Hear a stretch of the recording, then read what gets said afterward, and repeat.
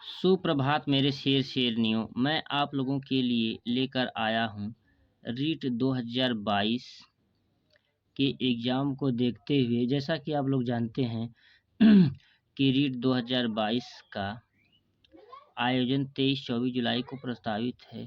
उस एग्ज़ाम को देखते हुए बाल मनोविज्ञान और शिक्षा शास्त्र के एक बहुत ही महत्वपूर्ण टॉपिक, जिसका नाम है शिक्षा का अधिकार अधिनियम 2009, जिसे राइट टू एजुकेशन कहा जाता है। आइए इसके इतिहास के बारे में जानते हैं। दिसंबर 2002 में भारतीय संविधान का 86वां संविधान संशोधन होता है, जिसके तहत 21A आर्टिकल जोड़ा जाता है, जो कि मूल अधिकार में सम्मिलित है। फिर उसके 14 दिन बाद यानी 20 जुलाई 2009 को राज्यसभा में पहले इसको बिल के रूप में पारित किया जाता है। उसके बाद 4 अगस्त 2009 को लोकसभा व 26 अगस्त 2009 को राष्ट्रपति के हस्ताक्षर होते हैं। उस समय प्रतिभा देवी पाटिल का नाम है कि राष्ट्रपति होती हैं। फिर इसे 1 अप्रैल 2010 को संपूर्ण देश में लागू किया जाता है, जम्मू कश्मीर को छोड़कर सिर्फ। तो पूछा जाता है प्रश्न कि RTE 2009 कब लागू हुआ, तो 1 अप्रैल 2010 को। और पूछा जाएगा कि किस राज्य को छोड़कर, तो सिर्फ जम्मू कश्मीर को छोड़कर पूरे संपूर्ण भारत में लागू किया गया था। अगला पॉइंट है, नॉर्वे RTE लागू करने वाला दुनिया का पहला देश था, जबकि भारत 135वां देश है।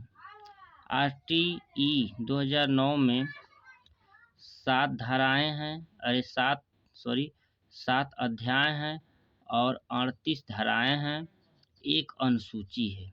आइए हम डिटेल से 38 धाराओं को देखते हैं। इसमें पहला धारा है, अधिनियम और संक्षिप्त नाम एवं लागू होने की तारीख। कोई भी अधिनियम होता है तो उसका संक्षिप्त नाम होता है। जैसा कि आप जानते हैं कि 1 अप्रैल 2010 को यह संपूर्ण देश में लागू हुआ था। वही इसमें लागू होने की तारीख को धारा 1 में बताया गया है। दूसरी धारा में क्या बताया गया है, महत्वपूर्ण शब्दों की व्याख्या, जैसे कि बालक। बालक का मतलब है कि 6 से 14 वर्ष के ही बालक को इसमें इंक्लूड किया गया है। समुचित सरकार यानी राज्य सरकार, केंद्र सरकार और स्थानीय सरकार, ठीक ना। फिर उसका प्रारंभिक शिक्षा की बात कही गई है, तो प्रारंभिक शिक्षा में 1 से 8 तक के कक्षा तक के बालकों को ही सम्मिलित किया गया है। धारा 3 में क्या बताया गया है, 6 से 14 वर्ष के सभी बच्चों को अनिवार्य एवं निःशुल्क शिक्षा का प्रावधान किया गया है। धारा 4 बहुत ही महत्वपूर्ण है, उम्र के आधार पर प्रवेश। कहने का मतलब है कि कोई अगर 18 साल का बालक है तो उसको क्या नाम है, उसके उम्र के आधार पर ही, या कोई 15 साल का बालक है तो उसकी उम्र के आधार पर उसको उसी कक्षा में प्रवेश दिया जाएगा। फिर धारा 5 में हस्तांतरण प्रमाण पत्र के बगैर भी प्रवेश। पहले क्या होता था कि आपके पास अगर TC नहीं हुआ करती थी तो आपको प्रवेश नहीं दिया जाता था, लेकिन अब वैसा नहीं है। आपके पास अगर TC यानी हस्तांतरण प्रमाण पत्र नहीं होगा, उसके बगैर भी आपको कक्षा में प्रवेश दिया जाएगा। उसके बाद धारा 4 देखिए, ये भी इम्पोर्टेंट है।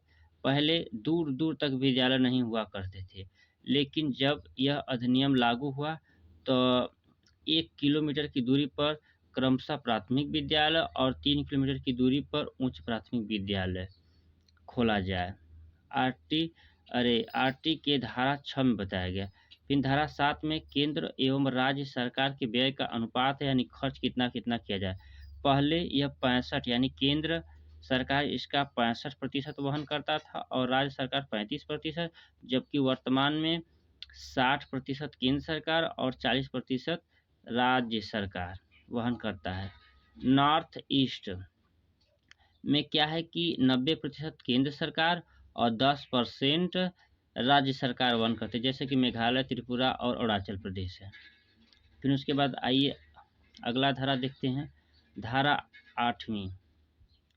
समुचित सरकार के कर्तव्य, जैसा कि आप पहले देख चुके हैं। फिर उसके बाद धारा 9 में स्थानीय अधिकारी के कर्तव्य हैं। धारा 10 इम्पोर्टेंट है, माता-पिता के कर्तव्य बताए गए हैं कि 6 से 14 वर्ष के सभी बच्चों को स्कूल में दाखिला अवश्य कराएँ। फिर उसके बाद धारा 11 में बताया गया है, विद्यालय पूर्व शिक्षा देने का प्रावधान है। धारा 12 में निजी विद्यालयों, ये इम्पोर्टेंट है। 12 धारा 12 निजी विद्यालयों की 25% सीटें एससी, एसटी और विकलांग के लिए आरक्षित हैं।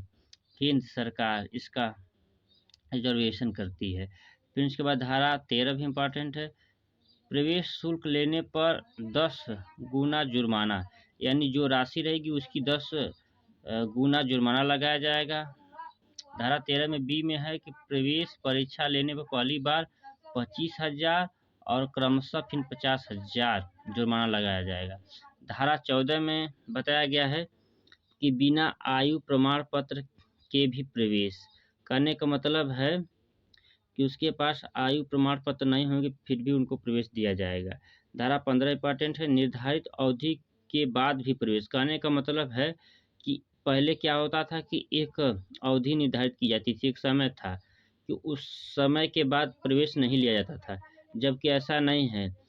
अवधि बीतने के बाद यानी समय निर्धारित अवधि के बाद भी कर्म में प्रवेश दिया जा सकता है।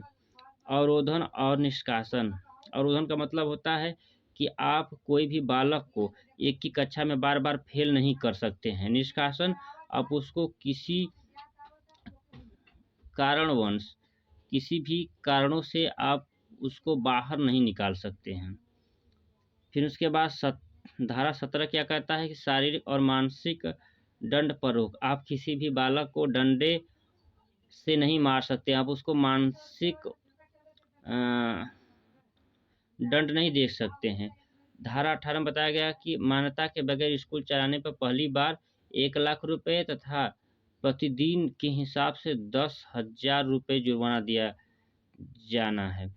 फिर उसके बाद धारा 19 बताया गया है विद्यालय के मान एवं मानदंड, ये जो कि आपको धारा में नहीं मिलेगा, अनुसूची मिलेगा।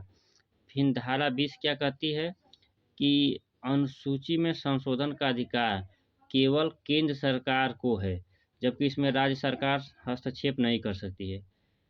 ठीक है दोस्तों, फिर अगले नेक्स्ट वीडियो में हम इसके अगला पार्ट, यानी इसको हम 2 पार्ट में विभाजित करेंगे। अगले पार्ट में इसके आगे के धारा और महत्वपूर्ण अनुसूचियाँ देखेंगे। ठीक है, आप इस वीडियो को अधिक से अधिक शेयर करें, लाइक करें और प्लीज़ दोस्तों अपना आप नोट्स बनाएं, स्वयं का नोट्स बनाएं और आप अपनी पढ़ाई को कंटिन्यूटी रखें। ठीक है दोस्तों, नमस्कार।